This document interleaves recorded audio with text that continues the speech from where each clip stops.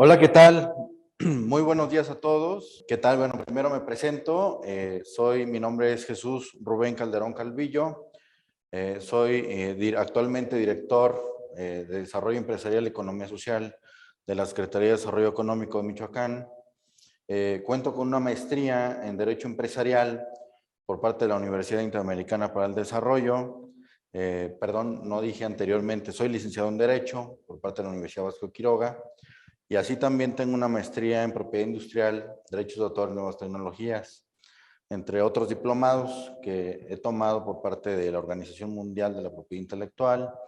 Y bueno, propiamente la propiedad intelectual ha sido un tema que ha sido mi bastión profesional. Es un tema que me apasiona y por lo cual para mí es muy importante el compartirles todo lo que tiene que ver con el tema de la propiedad intelectual para que ustedes también de alguna manera tengan noción de los tópicos básicos y de la importancia que representa esta materia en el mundo que hoy conocemos. Y de ahí que, bueno, pues tenemos como primer punto que considerar del por qué digo que la propiedad intelectual mueve al mundo. Ok, es la pregunta clave de esta sesión. ¿Por qué la propiedad intelectual mueve al mundo? Simplemente hagamos un ejercicio para que ustedes ahorita, de manera muy práctica, lo vayan ustedes detectando. Hagamos un ejercicio, vean a su alrededor, vean en su ropa, vean los objetos que traigan a la mano, que tengan ahí enfrente de ustedes, y todo, absolutamente todo lo que nos rodea es producto de la inteligencia y del intelecto del ser humano. Y por lo tanto, tenemos que considerar que para que haya creatividad, haya un incentivo a la creatividad, pues obviamente tenemos que considerar aspectos de naturaleza patrimonial, de naturaleza jurídica, que van a incentivar que esa creatividad, ese intelecto, pues lleve al ser humano a poder desarrollar invenciones, fórmulas, patentes, medicinas, máquinas, tecnología. Todo esto es un engranaje que hoy por hoy detona desarrollo económico. Obviamente también se involucran muchas otras aristas del desarrollo, como es el cultural, es el social, el humano, pero ahorita por la naturaleza que nos atañe la conferencia, y siendo que estamos en el plano del desarrollo económico por parte de esta Secretaría, daremos un enfoque legal, comercial. Y bien, pues como les comentaba, el ser humano desde tiempos inmemorables ha llevado a cabo procesos mentales creativos, debido a su capacidad intelectual que lo posiciona como el animal pensante del reino animal o del mundo como tal. Múltiples inventos del ser humano a lo largo de la historia han cambiado nuestro mundo para concebirlo tal como lo conocemos ahora. Según Sawyer, la creatividad es una nueva combinación mental que se expresa en el mundo y vista bajo el enfoque sociocultural, la creatividad es la generación de un producto que se juzga nuevo y apropiado, útil o valioso por un grupo social debidamente informado. Es muy claro esta definición. La creatividad del ser humano juega un papel fundamental en el mundo que conocemos, pues sin esta no tendríamos todo lo que nos rodea, como ya lo platicábamos hace un momento, y que definimos como artículos, productos y también servicios. Donde quiera que dirijamos la vista, nos encontramos con invenciones, con productos que son producto de la creatividad del ser humano. Un libro nos remonta a considerar la imprenta como una invención del ser humano que nos da origen a tener libros, a tener revistas, y que es parte fundamental de la historia de la propiedad intelectual, la imprenta. Otro, tenemos el papel, los sobres como tal, también son producto de la inteligencia, del intelecto del ser humano. Es una invención que revolucionó al mundo porque anteriormente se escribía en papiro, se escribía en piedra mucho antes. Entonces, al momento de que el ser humano inventó el papel, bueno, pues ya vamos evolucionando como sociedad, como una civilización propiamente. Tenemos ya pues luego posterior a esto tenemos las computadoras y ahora tenemos hasta los teléfonos celulares, que también propiamente es una tecnología que deviene justo de esta evolución. Entonces, como verán, todo lo que conocemos hoy en día y a donde quiera que volteen, vamos a encontrarnos con inventos, con creatividad. De ahí la importancia de considerar la propiedad intelectual como un bastión de desarrollo económico para efectos que pueda detonarse el bienestar común, el bienestar social, que es una de las prioridades que debemos de tener nosotros desde la Secretaría de Desarrollo Económico y que la tenemos, por supuesto. Ahora bien, para continuar, bueno, es importante también comentarles que ¿de dónde nace el concepto de la apropiación intelectual? Nace de la necesidad de que se incentive la invención, se incentive la creatividad.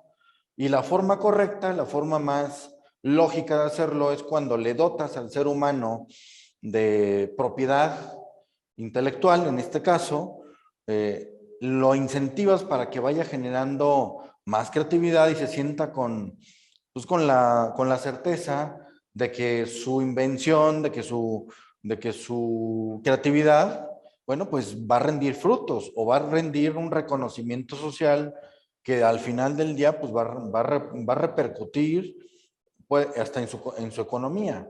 Entonces de ahí que el término de la apropiación intelectual, llevándolo a un plano de lo jurídico, bueno, pues hablamos de la propiedad o del patrimonio intelectual como tal. Y bueno, esto nos obliga a considerar el aspecto técnico legal de qué se entiende por la propiedad intelectual, y aquí lo podemos definir de manera muy clara como una disciplina del derecho que se encarga de proteger la creatividad del ser humano, así como el conjunto de normas jurídicas que regulan las conductas de las personas en torno al proceso creativo intelectual, su materialización, protección y, por supuesto, su explotación.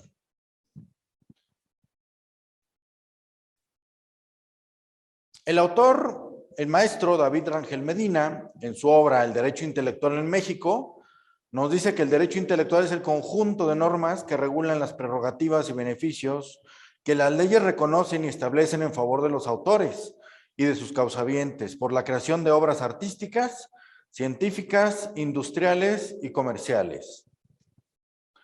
La importancia de la propiedad intelectual en el mundo radica en que es la disciplina del derecho que, gracias a las figuras jurídicas que componen, incentiva, alienta y protege la creatividad del ser humano, por lo cual la actividad científica, industrial y artística se desarrolla en el mundo. A esto hay que considerar una cuestión muy importante, que es que cada país tiene su propia legislación en materia de propiedad intelectual. Y a nivel mundial, pues existen tratados, diversos tratados, convenios internacionales, como lo son el Convenio de París, como lo son el Convenio de Berna, el Arreglo de Lisboa, el Arreglo de Niza, que son tratados y convenios internacionales en donde México es parte firmante, de donde se desprende lo que ahora conocemos nosotros en nuestra legislación nacional. En este caso, pues atiende propiamente a la Ley Federal de Protección a la Propiedad Industrial y a la Ley Federal del Derecho de Autor. Y por ahí también a la Ley Federal de Variedades Vegetales. Bueno, de la propiedad intelectual como disciplina del derecho tenemos dos grandes ramas o subramas de esta disciplina jurídica, en donde por un lado tenemos a la propiedad industrial, que propiamente aglutina diversas figuras legales, como lo son los signos distintivos, las invenciones, entendiéndose como invenciones las siguientes: las patentes, los modelos de utilidad, los diseños industriales. Propiamente estos son los que se conceptualizan como invenciones. Y por otro lado tenemos a las variedades vegetales, a los secretos industriales y a los esquemas de trazado de circuito. Estos últimos un poco en desuso en México porque propiamente son los chips, son los microchips que tal cual los conocemos. Entonces, en México, como bien lo sabemos, es un tanto complicado que haya una industria muy grande, muy fuerte en este tema. Sin embargo, están considerados en nuestra legislación en materia de propiedad industrial y existen como tal. Ajá, ahora también tenemos que considerar lo que les decía hace un momento de cuál es la legislación que está alrededor de esta rama grande del derecho, que es la propiedad industrial. Propiamente es la Ley Federal de Protección a la Propiedad Industrial, que vale la pena comentar, es de reciente reforma, en 2020 hubo una reforma a la Ley de la Propiedad Industrial y ahora la tenemos como Ley Federal de Protección a la Propiedad Industrial, en donde hubo cambios sustanciales. Uno de ellos propiamente es que anteriormente para el tema de la explotación de marcas por medio de contratos de franquicia o de licencia, la misma ley nos obligaba a tenerlos que inscribir ante el Instituto Mexicano de la Propiedad Industrial para que surtiera efecto frente a terceros. Hoy en día ya es potestativo el llevar a cabo la inscripción de estos contratos o no. Obviamente la recomendación siempre y en todo momento será que sí se inscriban para que tengan certeza jurídica dichos documentos. Sin embargo, ya es potestad del ciudadano el llevarlos a inscribir ante la autoridad o simplemente guardarlos en el archivo de la empresa, en el archivo personal, para que se tenga presente los acuerdos, condiciones y obligaciones que se desprenden de ellos. También se tiene la Ley Federal de Variedades Vegetales, que propiamente lo que protege y lo que atañe a esta ley es todo lo que tenga que ver con las variedades vegetales como tal, las semillas, los esquejes, todo aquello de naturaleza botánica, que también influye la creatividad del ser humano en lo que respecta al tema genético, para que pueda tener el reconocimiento y la conceptualización de variedades vegetales propiamente protegidas por esta ley. Ajá. Tenemos también, hablando de la propiedad industrial, pues dos grandes mm, autoridades que propiamente lo que hacen es regular este tema de propiedad industrial. Por un lado tenemos al Instituto Mexicano de la Propiedad Industrial, que propiamente esta autoridad es la que ve todo lo que tiene que ver con marcas, con avisos comerciales, con nombres comerciales, marcas colectivas, denominaciones de origen, indicaciones geográficas, patentes, modelo de utilidad, diseños industriales, así como todo lo que tiene que ver con lo contencioso. Con lo contencioso en términos de infracciones por uso indebido de marcas, de patentes, de signos distintivos en general, de denominaciones de origen, de indicaciones geográficas. Y por otro lado, bueno, tenemos al SNICS, al Servicio Nacional de Inspección y Certificación de Semillas, que lo que hace justamente es encargarse justamente de la protección y del registro de semillas y de variedades vegetales. Ajá. Son, digamos, las autoridades que regulan esta subrama, que es la propiedad industrial. Y por otro lado, tenemos esta otra subrama que es otro mundo, que también está inmerso en este tema de la propiedad intelectual en sentido amplio, que son los derechos de autor, o en estricto sentido, lo que podríamos conocer o definir como propiedad intelectual, que es donde propiamente atañe y ampara todo lo que tiene que ver con obras artísticas, con reservas de derecho al uso exclusivo y una particularidad. Todo mundo pudiéramos pensar que el software como tal, siendo una invención, el código fuente, tendría que protegerse vía patente. Bueno, en México no es así. En México se considera un programa de computación, un software, se considera una obra de naturaleza autoral y por lo tanto está sujeta de protección ante el Instituto Nacional de Derecho de Autor y lo protege la Ley Federal del Derecho de Autor. Ajá. A diferencia de otras legislaciones, donde el software y propiamente los programas de computación se encuentran protegidos por tema patentes, En México lo regula la Ley Federal de Derecho de Autor. Bien, pues habiendo ya platicado a grandes rasgos de qué es la propiedad intelectual, cuáles son las ramas que la componen, uno de estos temas que componen a la propiedad industrial es el tema de signos distintivos, en donde yo elegí este tema justo porque pues, es muy común, es muy sensible con el tema empresarial de manera directa. Entonces, de ahí que lo he elegido para como abordarlo un poquito más, para que ustedes tengan nociones claras de qué hablamos de tema de signos distintivos. Y pues bueno, no nos vamos a abocar tanto a otros temas como el tema de patentes, por ejemplo, porque es una materia que da para una conferencia independiente. De ahí que considerando el factor tiempo, bueno, he elegido esta. ¿Cuáles son los signos distintivos? Bien, pues los signos distintivos son aquellos propiamente que van a distinguir, van a diferenciar en el mercado a un producto, a un servicio, lo van a identificar con el público consumidor para que los puedan localizar, los puedan diferenciar de la competencia y puedan en determinado momento adquirir dichos productos o servicios.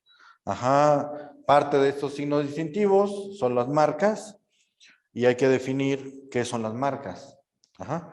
La Ley Federal de Protección a la Propiedad Industrial, en su artículo 171, nos define qué se entiende por una marca, y lo es. Se entiende por marca todo signo perceptible por los sentidos y susceptible de representarse de manera que permita determinar el objeto claro y preciso de la protección, que distinga productos o servicios de otros de su misma especie o clase en el mercado. Ajá. ¿Qué principios jurídicos están alrededor de esta materia de signos distintivos? Bueno, tenemos dos propiamente que son los que la rigen. ¿Y cuáles son estos principios legales que hay que decirlo? Son principios que a nivel internacional se tienen presentes para legislar y para que estén tomados en cuenta en términos judiciales, en términos de protección a estos signos distintivos. ¿Y cuáles son estos principios? Está el principio de especialidad, que consiste en que el signo distintivo en particular, el aviso comercial, el eslogan, la marca, propiamente va a tener que estar protegida y catalogada en una clase en particular. Esta clase en particular va a tener que tener claro a qué corresponde, a qué productos o a qué servicios.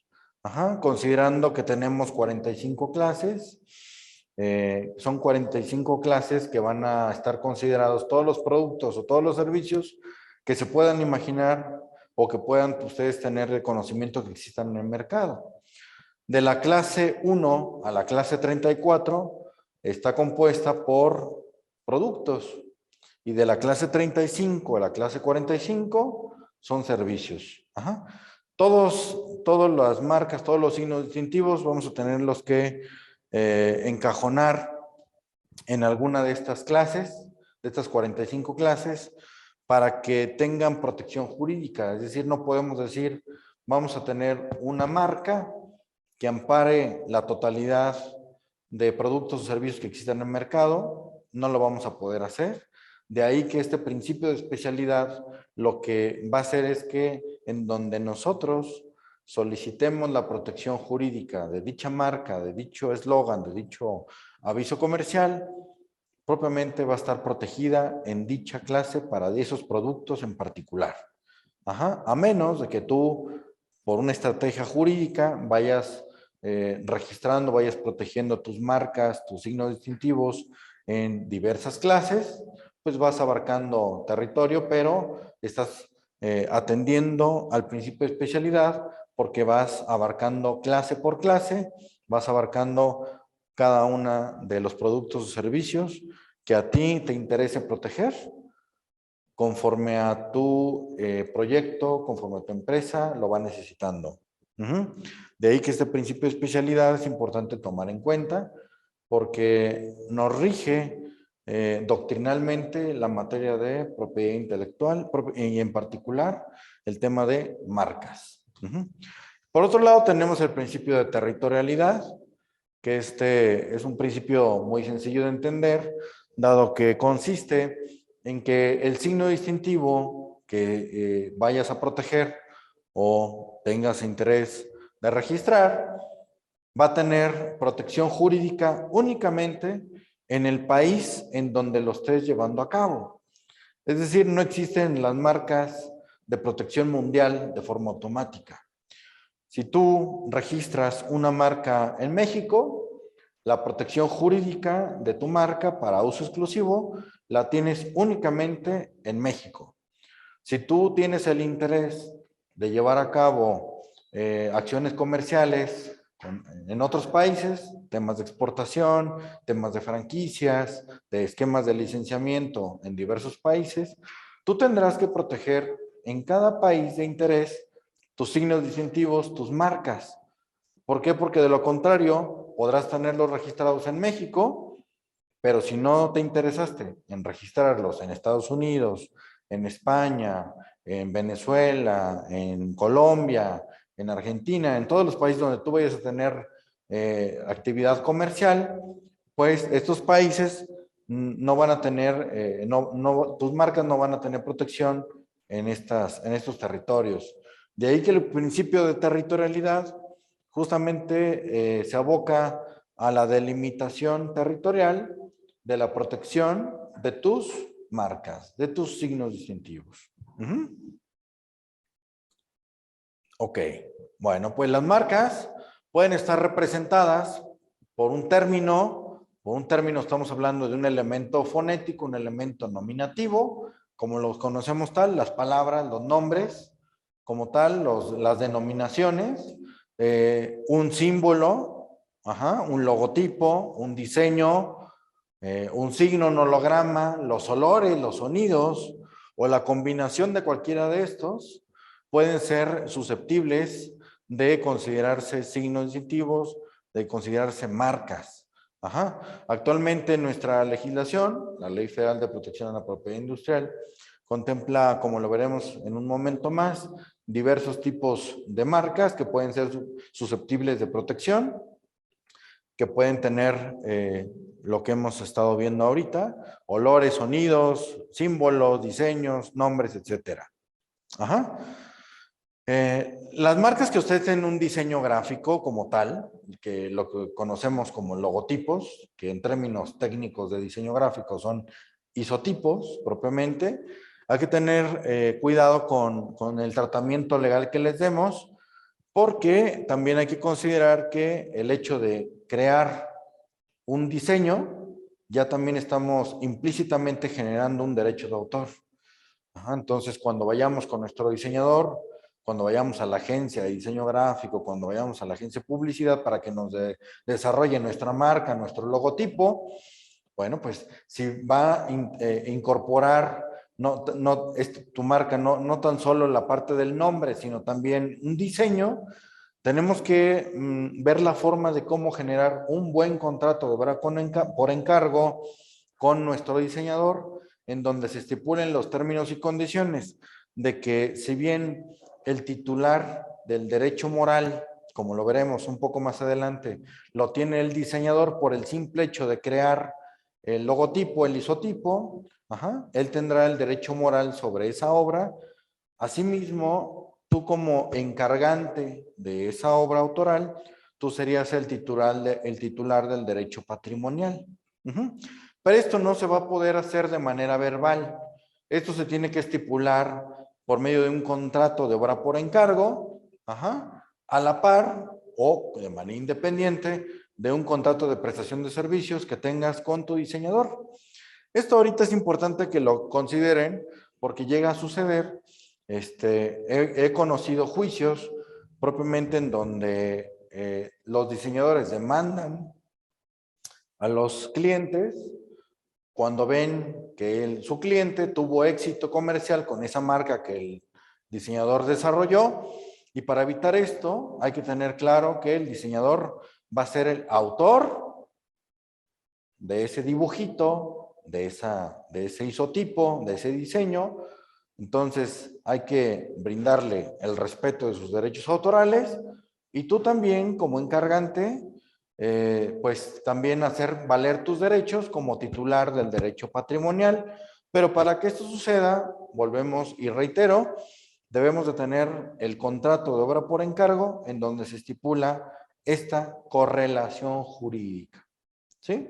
De lo contrario, bueno, pues somos sujetos a que si eres exitoso con la marca que te diseñaron, bueno, pues en determinado momento puedes ser sujeto de demanda. Entonces, para que se tenga muy presente este tip.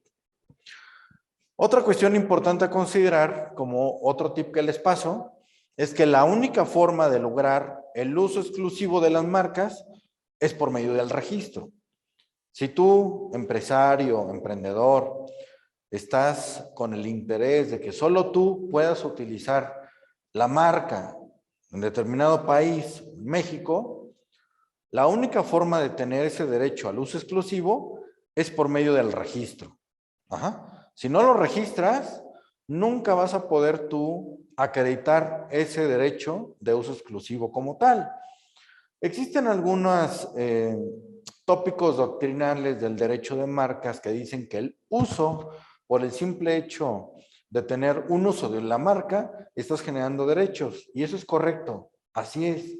El simple hecho de que tú vayas generando el uso de tu marca te genera derechos, pero es un uso acreditado de forma ininterrumpida y de buena fe.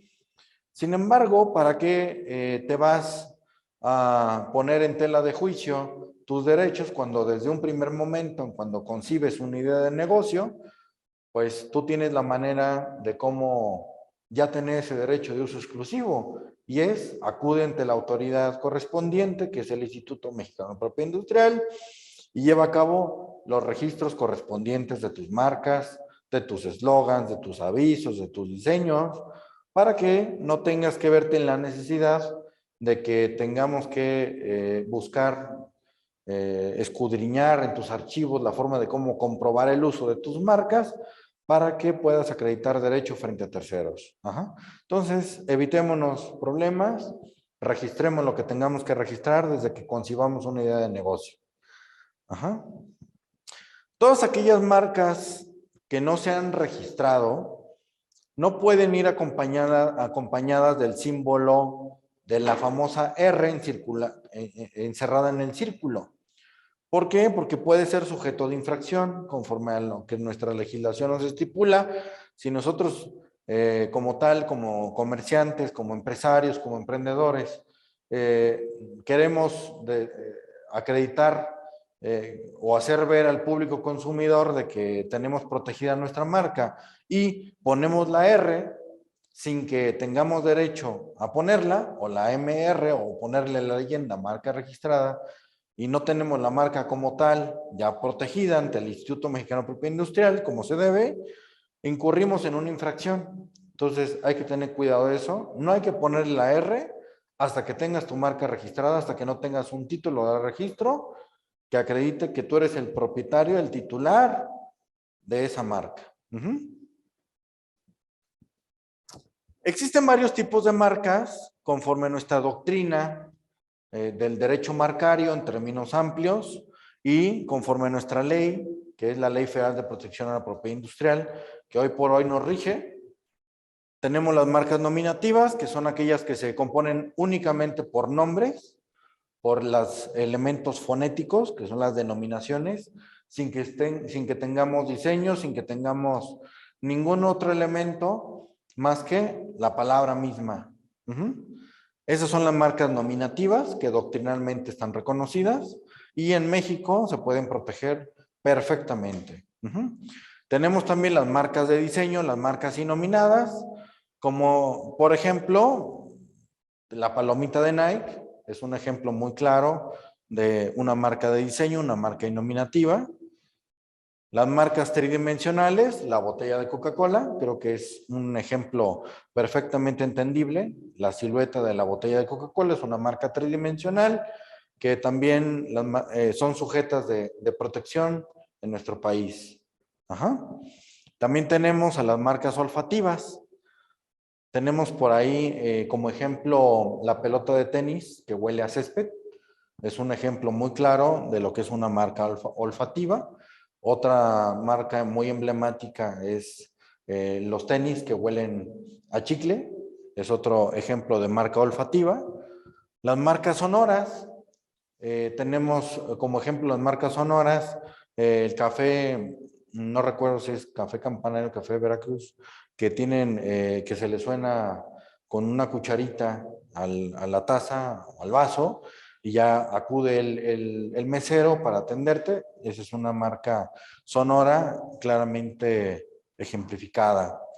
Las marcas holográficas o con movimiento. Tenemos ubicado, por ejemplo, la marca Golden Mayer de películas, esta donde sale León. Bueno, esa es una marca con movimiento, es una marca que ejemplifica lo que es una marca holográfica o con movimiento y que perfectamente están protegidas o se pueden proteger en nuestro país ahora con nuestra Ley Federal de Protección a la Propiedad Industrial. Y tenemos a las marcas mixtas, que son aquellas que se componen por diversos elementos distintivos. Aquellas marcas mixtas, como lo puede ser la marca Coca-Cola, que tiene una marca, que tiene un elemento fonético o nominativo, y también conlleva elementos gráficos o de diseño gráfico, como es la tipografía por sí mismo, la combinación de colores, rojo y blanco. Ahorita que hablo del tema de la combinación de colores, se tiene luego la teoría de que los colores como tal tienen una protección por sí mismos.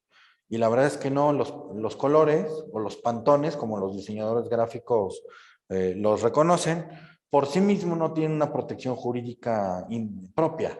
Ajá. Los colores van como elementos de diseño gráfico que acompañan a la combinación de trazos, de figuras, de dibujos, y la combinación de colores en compañía conceptual de estos trazos, de estos dibujos, de estas líneas, propiamente lo que hacen es dotarle de protección jurídica, pero siempre y cuando tengan una composición como tal. Entonces, pues ahí tenemos esta ejemplificación.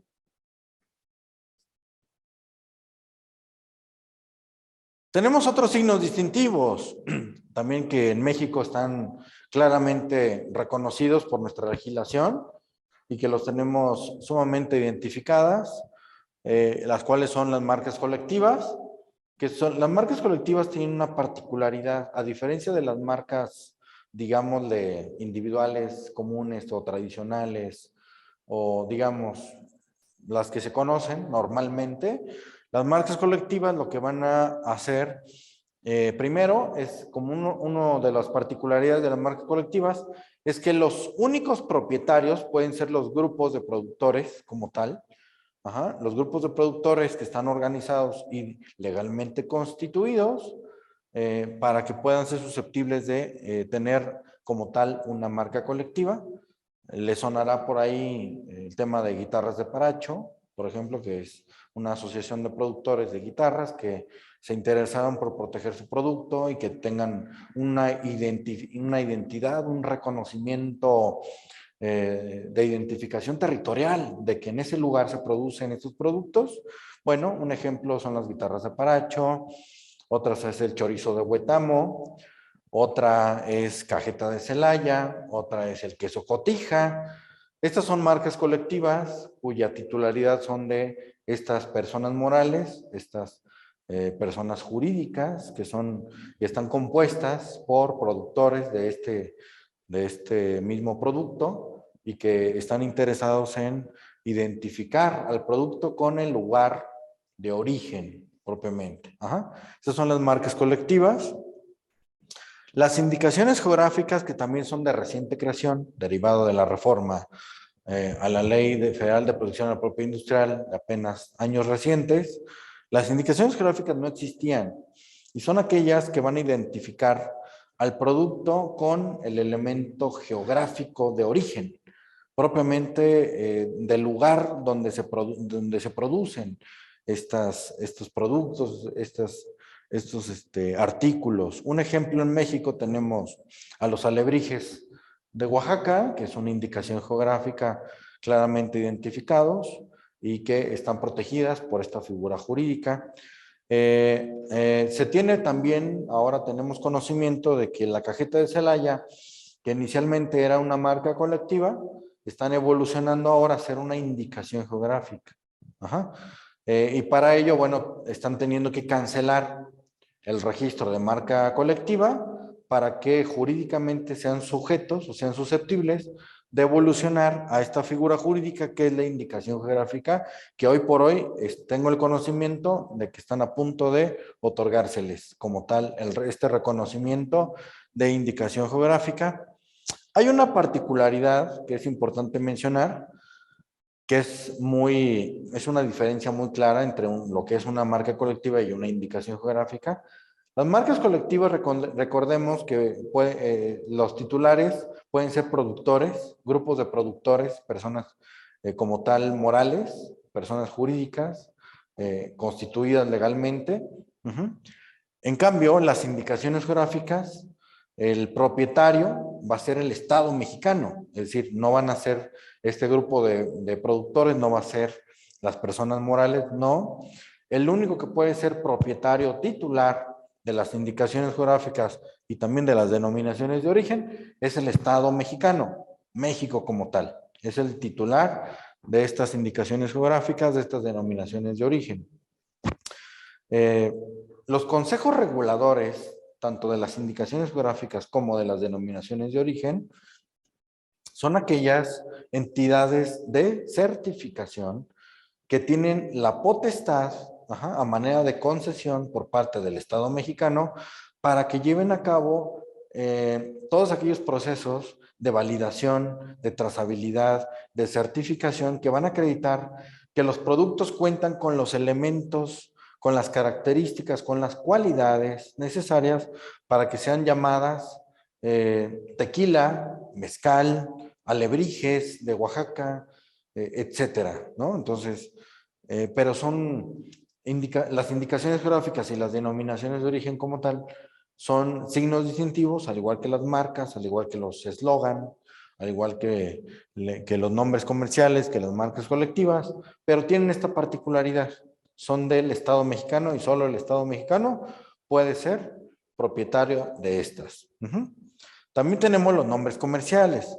Los nombres comerciales es una figura jurídica un tanto ya en desuso, porque la protección jurídica que tienen estos nombres comerciales van a considerarse únicamente el establecimiento y una zona geográfica a la redonda de este establecimiento, es decir, no es todo el país, no es todo el municipio, no es todo el estado, es una zona geográfica territorial delimitada.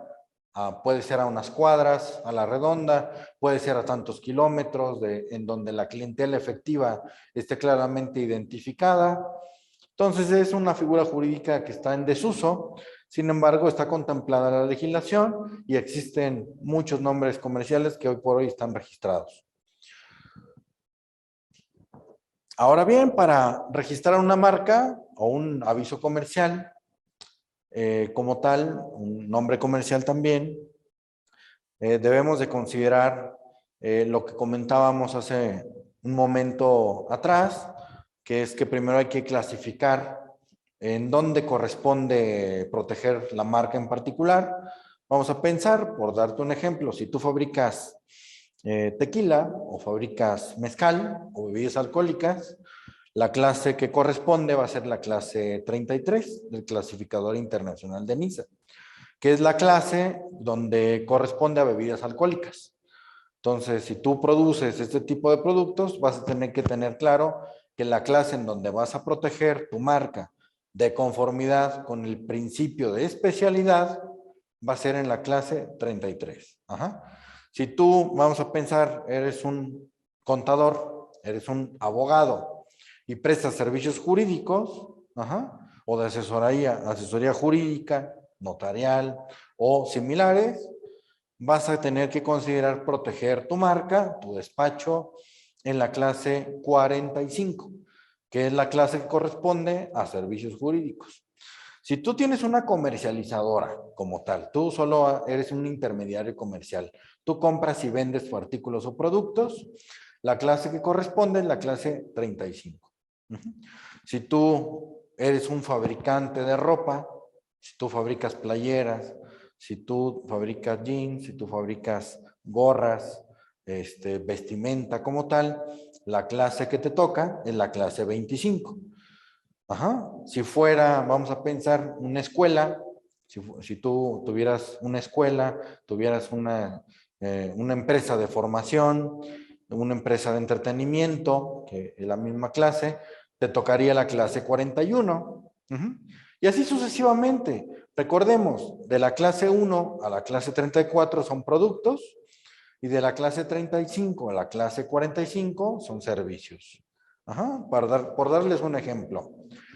Ahora bien, la autoridad ante quien vas a acudir a registrar tu marca, tu aviso comercial, tu nombre comercial, tu marca colectiva, va a ser ante el Instituto Mexicano de la Propiedad Industrial.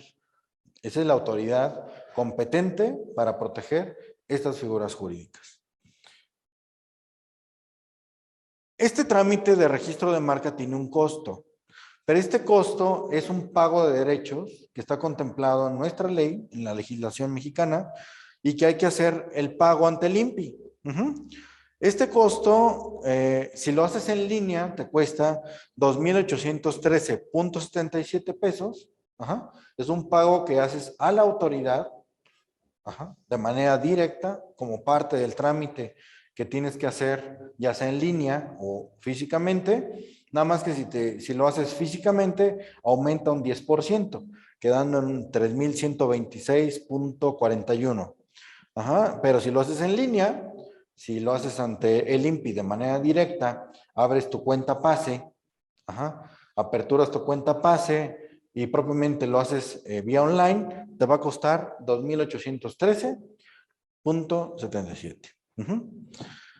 Hay que considerar también que no debe ser una marca similar en grado de confusión a otras previamente registradas.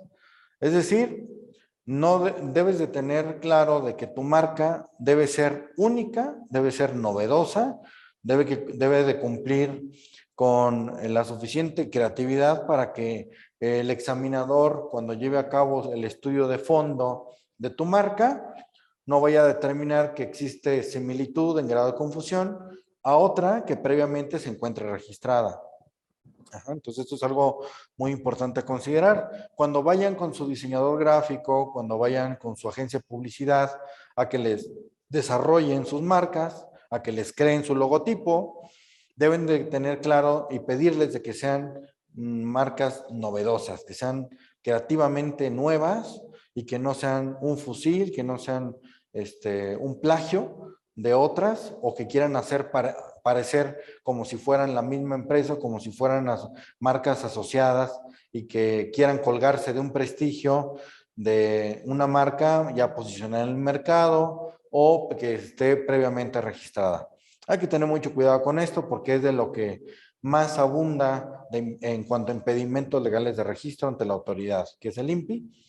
La mayoría de los oficios que emite de impedimento legal de registro del INPI son justamente cita de anterioridades por que existen similitud en grado de confusión a otras. Entonces hay que tener mucho cuidado con eso. No debe de describir el producto o servicio a proteger, es decir, no puede llamarse tu empresa que es de alimentación al público en un establecimiento, no puede llamarse restaurante, no puede llamarse fonda, no puedes tú llamarle a tu cerveza como tal cerveza y no puedes tú únicamente hacerle una traducción a otro idioma y que se llame como tal. No se puede llamar beer, por ejemplo, en el caso de la cerveza. No puedes llamarle a tu embotelladora de agua, ponerle agua como tal. No puedes describir el producto o servicio. Debes de dotarle de distintividad. Y ese es el siguiente punto. No debe carecer de distintividad. Debe ser lo suficientemente distintivo lo suficientemente identificable frente al público consumidor para que sea registrable, sea protegible conforme a nuestra legislación. No debe de contener símbolos o sellos oficiales. No puedes aprovecharte tú del escudo nacional, por ejemplo, o hacer una variación muy caprichosa y que se parezca al escudo nacional, o alguna moneda que tengamos al peso mexicano, por ejemplo. No puedes tú hacer ver al público consumidor que tiene que ver algo con escudos de otros países o con organizaciones mundiales, como por ejemplo la UNICEF, con la ONU, con todas estas organizaciones mundiales. No puede tu marca parecerse a estos distintivos de estas organizaciones, ni banderas de otros países o municipios o estados. Deben de ser ajenos totalmente a este tipo de símbolos o sellos. No debes de utilizar nombres o títulos de obras artísticas o literarias. Yo no le puedo poner, por ejemplo, El Rey León a mi marca. Yo no puedo poner La Cenicienta a mi marca. Yo no le puedo poner lo que quieran que tenga que ver con algún libro.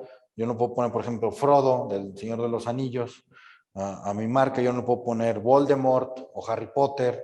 No podemos hacer ese tipo de utilizaciones. No podemos utilizar ese tipo de cuestiones para nuestra marca, porque sería un impedimento legal de registro, ¿sí? Entonces hay que evitar en lo que esté a nuestro alcance de que nos nieguen un registro marcario. Ahora bien, ¿cuáles son los pasos para registrar una marca? Primero, hay que tener en claro de que tenemos que hacer una investigación, y la investigación es no googlear, no poner en el buscador de Google la palabra que quieras tú ponerle a tu marca.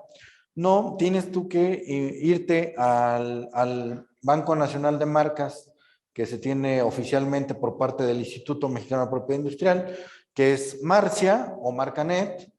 Ahí tenemos que estipular cuál es la clase que pretendemos proteger, como lo platicábamos hace un momento. Tenemos que poner la denominación o la palabra o las palabras o el eslogan a proteger y hacer la investigación de manera pues muy técnica en estas plataformas que acabo de mencionar. Una se llama Marcia, otra se llama Marcanet. Si ustedes ponen ahí como tal cualquiera de estas dos, los va a dirigir. Y esa es una forma muy puntual y muy precisa de hacer una investigación previa para determinar que una marca no se parezca a otra previamente registrada, previamente protegida. Hay que también considerar que cuando tenemos un logotipo o un diseño, también podemos hacer búsquedas figurativas para justamente determinar la viabilidad de registro de nuestro diseño, de nuestro logotipo. Podemos hacer búsquedas figurativas en Marcia. Propiamente creo que es la plataforma que nos permite hacer ese tipo de investigaciones previas. No basta con googlear, como ya comentábamos, no basta con poner en Facebook o con poner en Instagram la palabra que tú pretendas y que no aparezca o que aparezca. No es definitivo, es un parámetro comercial, no es un parámetro jurídico. Y recordemos que nosotros vamos por el registro, que es un tema jurídico. Por lo tanto, hay que hacerlo de manera profesional, hay que hacerlo en Marcanet o hacerlo en Marcia. Posteriormente a eso, bueno, o a la par, tenemos que hacer una correcta clasificación. Ya que identificaste cuál es la clase que te corresponde, tienes tú que identificar cuál es el producto o los productos en particular que corresponden a esa clase o el servicio que corresponde a esa clase, y ponerlos de tal manera y de forma estratégica que protejas tu marca de la forma más puntual posible. Si tú vas a vender, vamos a pensar, playeras, que es clase 25, ok, pero si a lo mejor tú dices, o yo comercializo y fabrico playeras, pero a lo mejor al medio año o al año de tu proyecto ya vas a poder también generar gorras, ya vas a poder generar chamarras, ya vas a poder generar otros artículos o prendas de vestir. Entonces ya tú te vas anticipando conforme a tu proyecto empresarial tengas y vas protegiendo tu marca en los productos de la clase que te corresponde. Entonces tú ya no solo vas a poner en la clase 25 marcas o gorras, sino vas a poner jeans, ya vas a poner a lo mejor cinturón, bisutería, no sé, infinidad de productos que tengan relación y que en tu proyecto se preste justo para hacer una protección. Nosotros como abogados en la materia le llamamos protección acumulada o en su caso blindaje marcario. Asimismo, bueno, si en tu proyecto consideras prudente que ahorita tú estás produciendo playeras, el mismo ejemplo para tener una secuencia, y tú al final vas a poder incluso comercializar como tal, exportar. ¿Ok? Entonces, este tipo de actividades lo vas a tener que proteger también en la clase 35 de comercialización, de publicidad, trabajo de oficina, administración, y ya vas haciendo una cartera amplia de activos intangibles de tu empresa. Entonces ya no vas a tener una marca en la clase 25, ya la vas a tener protegida también en la clase 35 y ya no tendrías una marca, ya tendrías dos. Entonces, tu patrimonio intangible, tu patrimonio intelectual va creciendo. Así como cuando compras un terreno, como cuando compras una casa, un coche, asimismo vas teniendo marcas conforme al número que tu proyecto lo vaya necesitando. Posteriormente se elabora y se presenta una solicitud, es un formato oficial que maneja el INPI. Si lo haces online, ahí te va guiando, propiamente es muy fácil, muy dinámico, ir llenando el formato como tal. En su caso, ahí mismo, si lo haces el trámite en línea, haces el pago de derechos, ahí mismo te redirige a una subplataforma en donde llevas a cabo este trámite del pago de derechos en línea, ya te resuelve ese tema.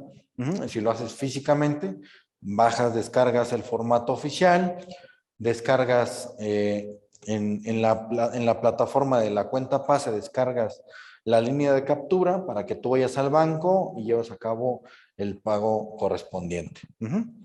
Y ya luego, una vez que hayas firmado, que hayas presentado ya la solicitud, que hayas pagado, que hayas hecho el trámite como tal, que ya tengas un acuse, ya tengas un número de expediente, ahora hay que darle seguimiento, ¿sí? Si tú no le das seguimiento, la autoridad como tal te puede citar algún oficio ya sea por forma o por fondo. Por forma es que a lo mejor te equivocaste en el llenado de la solicitud, que no hiciste una buena clasificación, que pusiste un producto o un servicio de más en el apartado de clase, que no llenaste correctamente los espacios del formato, etcétera. Eso es por forma.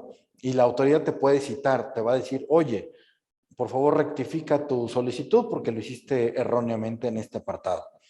O bien te hizo la validación correcta del estudio de forma y donde ya no correspondió correctamente fue en el estudio de fondo, porque a criterio del examinador, que es la persona que está evaluando de manera muy, muy precisa y puntual, con base en conocimientos técnico-legales, conocimientos doctrinales, conocimientos de jurisprudencia, de antecedentes judiciales, te va a determinar si tu marca es lo suficientemente novedosa, si cumple con los requisitos que nos marca la ley, que no describa el producto como tal, que no invadas derechos de terceros, que no indiques geográficamente el lugar de procedencia del producto y que con ello estés generando confusión en tu público consumidor.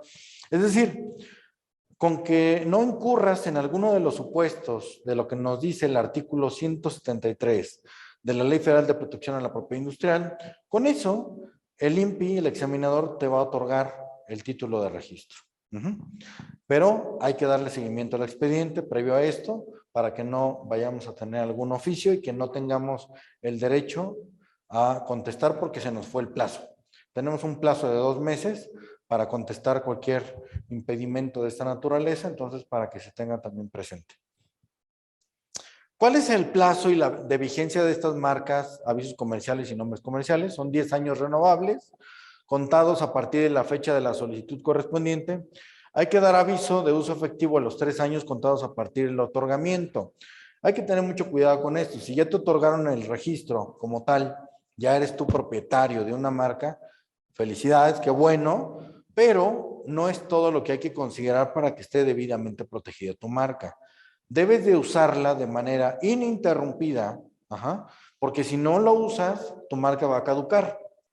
Y si a los 3 años no rindes un informe a la autoridad de que estás usando tu marca, tu signo distintivo va a caducar ipso iure, es decir, de pleno derecho y sin necesidad de que suceda nada más que el no haber presentado tu aviso de uso.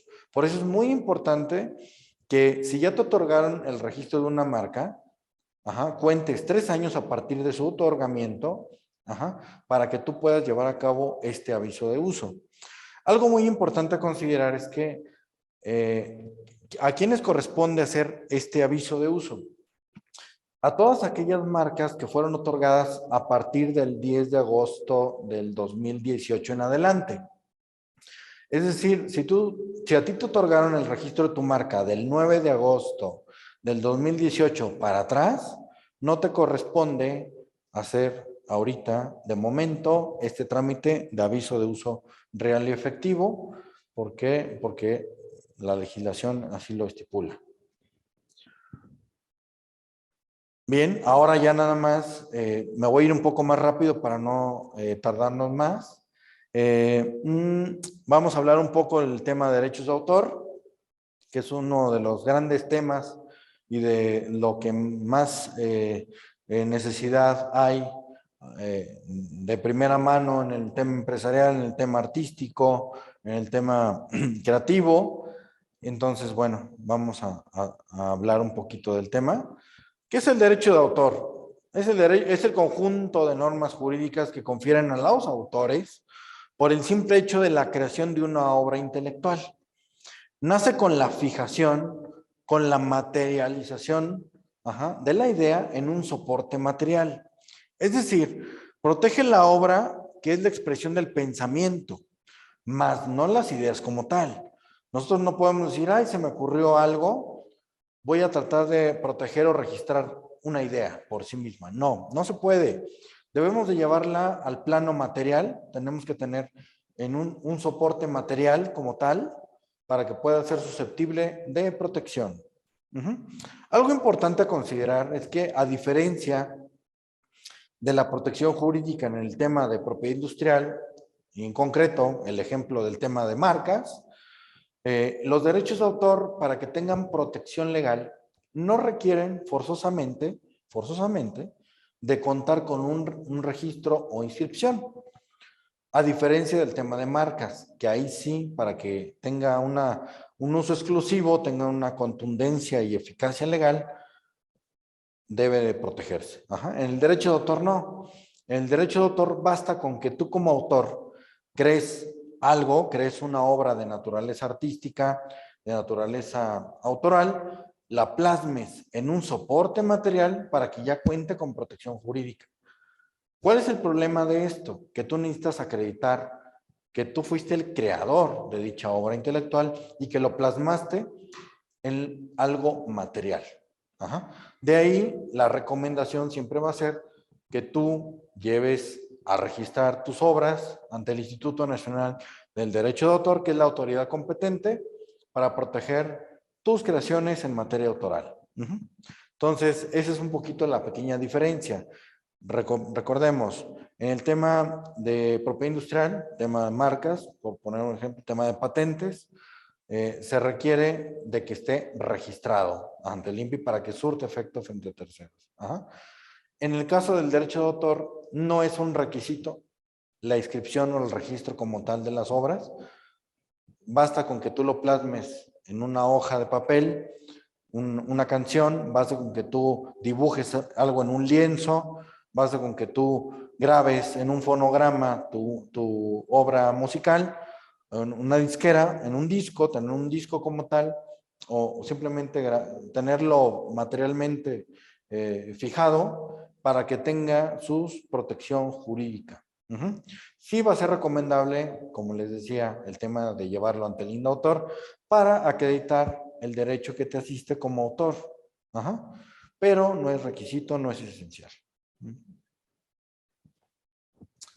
El derecho de autor comprende dos categorías, o digamos se divide a su vez en dos derechos, ajá, que es el derecho moral de autor y es el derecho patrimonial de autor. ¿Cuál es el derecho moral?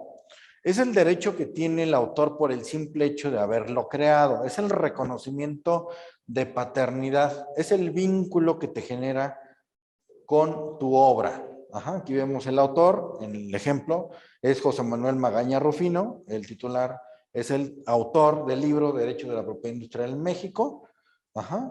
Si tú creas una canción con o sin música como tal o sin letra, tú vas a ser el autor y vas a ser el titular del derecho moral.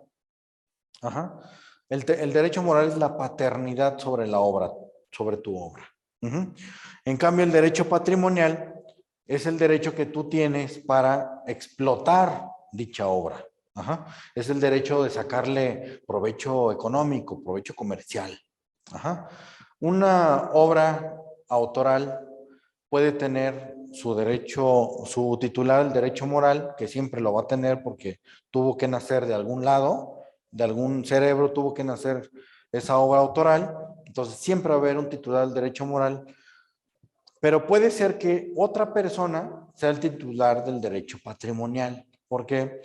Porque tú creaste una obra por encargo de alguien más o porque tú, habiendo creado algo y tú siendo el titular del derecho moral, tú cedes los derechos patrimoniales a alguien más a cambio de una contraprestación en dinero para tú generar negocio. Entonces también se presta para que el derecho patrimonial sea susceptible de negociación. Ajá. El derecho patrimonial propiamente conlleva una serie de aspectos tales que deben de estar claramente estipulados en documentos. Ajá. Si no se estipulan las sesiones de derechos patrimoniales, ajá, de explotación comercial por escrito, son nulos por pleno derecho, es decir, no existen. Ajá. Deben de acreditarse por escrito para que surtan los efectos jurídicos correspondientes. Bueno, ¿qué tipo de obras se pueden proteger en México? Tenemos las obras literarias, las obras musicales, con o sin letra, las obras dramáticas, las obras de danza, las obras pictóricas o de dibujo, las escultóricas y de carácter plástico, las caricaturas e historietas, las obras arquitectónicas. Si eres un arquitecto, bueno, estás generando constantemente obras arquitectónicas, valdría la pena que lo protegieras, que lo tuvieras en cuenta para que aun cuando te contraten a ti arquitecto, ajá, para generar, para vender una obra arquitectónica, tú siempre vas a ser el titular del derecho moral y por lo tanto esa persona que te está comprando esa obra arquitectónica no tendría el derecho de hacerle modificaciones sin que tú lo autorices. Ajá, porque es parte del derecho moral de autor el mantener íntegramente la obra, tal cual como se creó. Bueno, eso fue un tema de ejemplo en el tema de la obra arquitectónica. También están las obras cinematográficas y demás obras audiovisuales. Tenemos las obras de software, que son programas de cómputo, y tenemos las fotografías, las obras fotográficas. Tenemos las obras de arte aplicado, las obras de diseño gráfico textil. Tenemos las de compilación, tenemos las antologías, las enciclopedias, las colecciones. Esas colecciones, esas antologías, esas compilaciones como tal también son sujetas de obra intelectual, y tú eres el titular de estas antologías, de estas colecciones. ¿Qué es el derecho moral de autor? Bueno, ya lo hablábamos hace un poco. Es el derecho exclusivo que posee el autor para crear, continuar y concluir la obra, modificarla o destruirla. Es decir, es el vínculo irrenunciable, inembargable que el autor mantiene con la obra por siempre. Es decir, no nunca va a extinguirse el derecho moral de autor.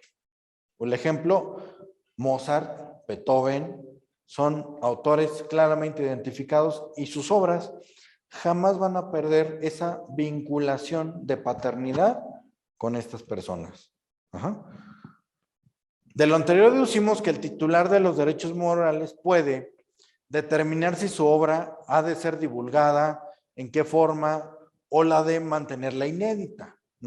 Exigir el reconocimiento de su calidad de autor, exigir respeto de la obra, oponiéndose a cualquier deformación, mutilación u otra modificación de ella. Asimismo, el tema del retiro de la obra del comercio, ese es parte de los derechos morales del autor.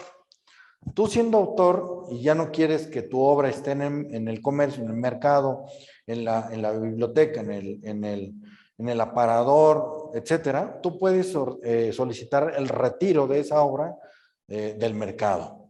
Es parte de tus derechos morales. Ahora, el derecho patrimonial de autor, lo que hablábamos es la explotación comercial, es el derecho de sacarle provecho económico a esa obra que tú creaste.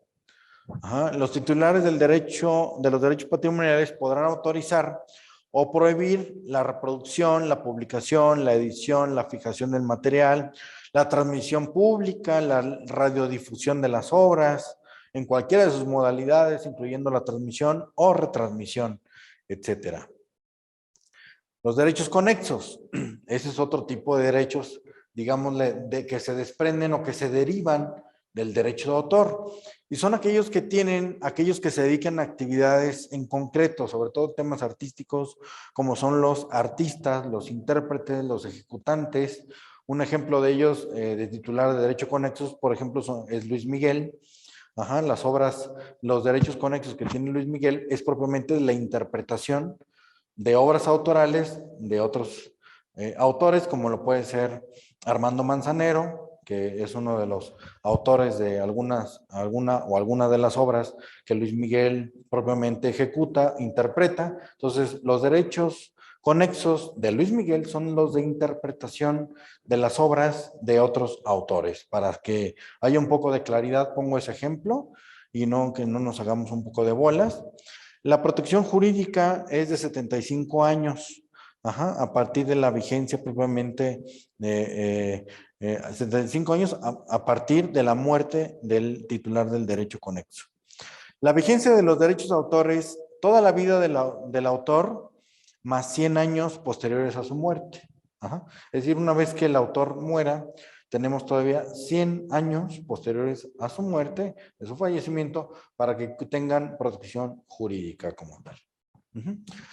Bien, bueno, existen algunos temas y tópicos en temas de derecho de autor relacionados a lo contencioso, que es juicios, que son infracciones por llevar a cabo acciones de comercio que no están debidamente en regla, que están fuera del marco de la ley. Y pues bueno, las infracciones en materia de comercio por uso indebido de obras de naturaleza autoral, ahí tiene una particularidad. Ahí sí hay una excepción y la autoridad competente para resolver infracciones en materia de comercio, aunque parezca un poco extraño, lo es el Instituto Mexicano de la Propiedad Industrial.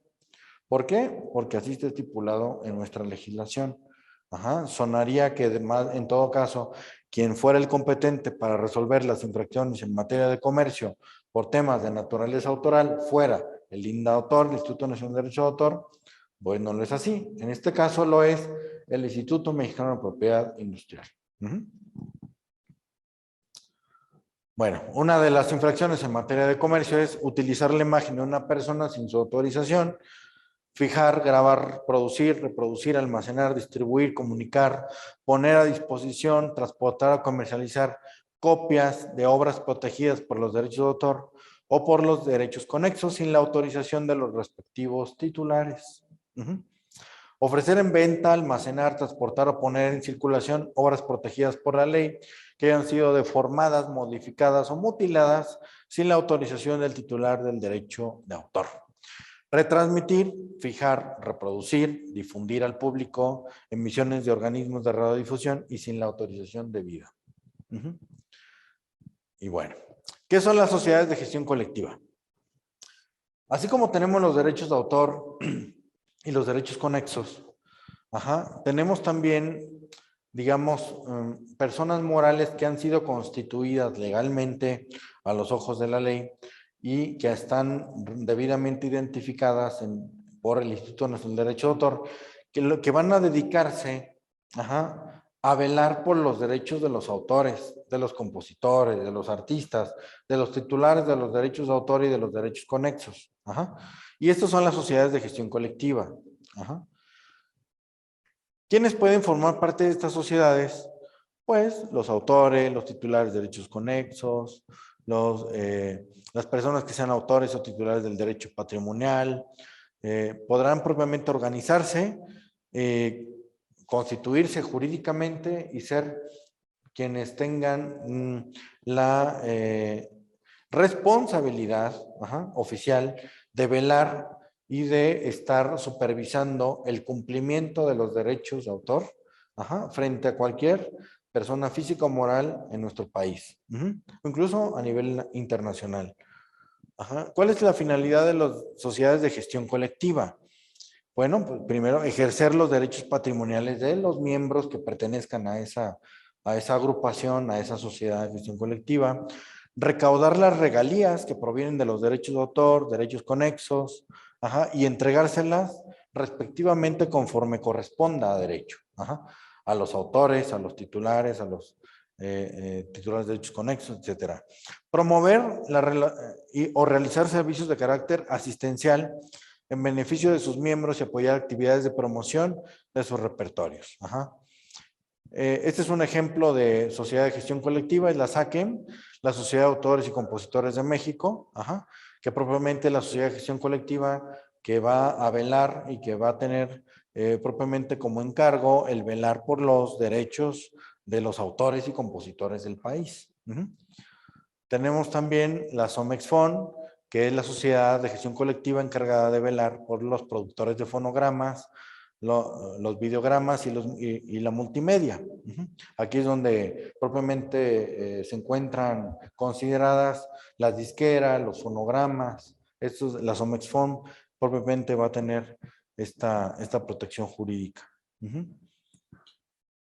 Y pues bueno, ya parece ser que fue un poco extensa nuestra charla, pero creo que bastante clara.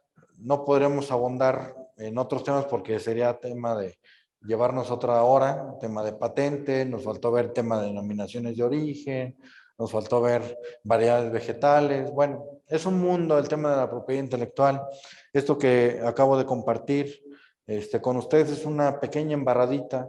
Fue algo así muy ligero, muy rápido, de lo que constituye el tema de la propiedad intelectual, para que lo tengan presente y sobre todo para que se interesen en que todos sus proyectos empresariales, artísticos, etcétera, siempre antes sentar base que hay que proteger, que hay que registrar, para que luego no haya sorpresas como tal. Bueno, parece ser que hay algunas preguntas. Igual si me hacen favor ahí los compañeros de checar. Vamos a ir revisando. A ver, alguna pregunta por ahí a ver, en la página que menciona, ¿puedo verificar si algún logotipo o símbolo está disponible para su registro? ¿De qué manera se puede saber si algún aroma es registrable? Ok, el tema de las marcas olfativas, ahí tenemos que ser claros. La única forma de nosotros saber si es registrable un aroma o no a un producto o servicio es revisar la descripción, como tal la descripción que tienen las marcas que están actualmente registradas, para nosotros determinar si hay alguna similitud que pudiera nosotros interferir con el registro de nuestra aroma que queremos proteger, no sé, para que huela nuestra revista, nuestro libro, nuestros zapatos, nuestras chamarras.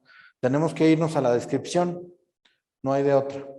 Y para ello hay que revisar cuáles son las marcas en la clase que tú tengas interés de proteger para revisar, a ver, en la clase 25 de ropa o de calzado, ajá, cuáles son las marcas olfativas que están protegidas para irnos a la descripción de cada una de ellas y nosotros tener mayor certeza si podemos registrarla o no.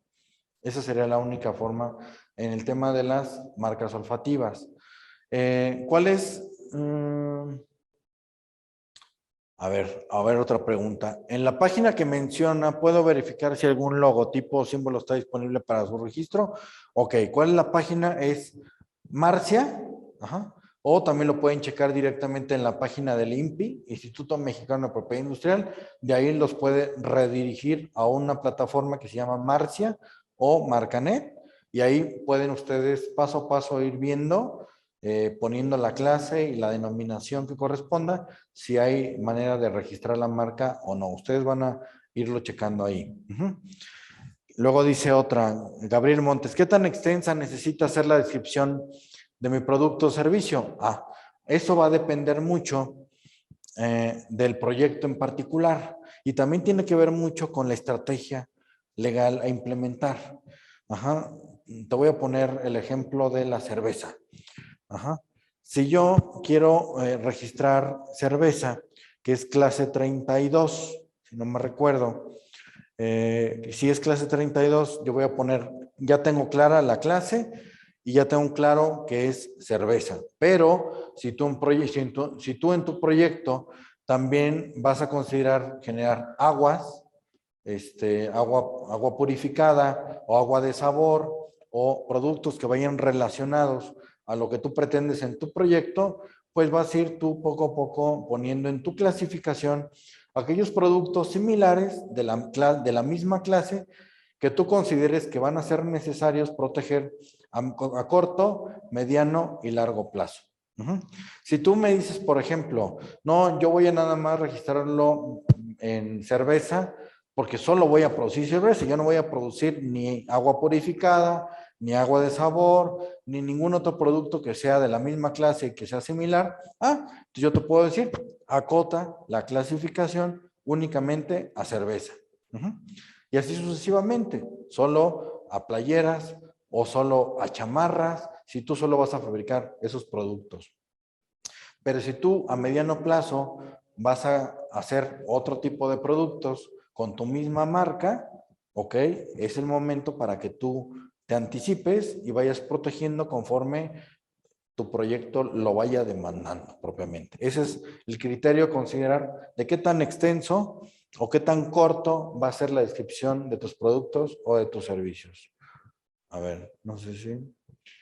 Creo que ya serían todas, entonces, bueno, pues por mi parte sería todo. Les agradezco mucho la paciencia y su asistencia. Estamos aquí a sus órdenes en la Secretaría de Desarrollo Económico. Su servidor, el licenciado Jesús Rubén Calderón Calvillo, soy el director de la Dirección de Desarrollo Empresarial y Economía Social. Soy un apasionado de esta materia de propiedad intelectual y una de mis responsabilidades es impulsar la política pública de la propiedad intelectual como un eje de desarrollo económico en nuestro querido estado de Michoacán. Muchas gracias y hasta pronto.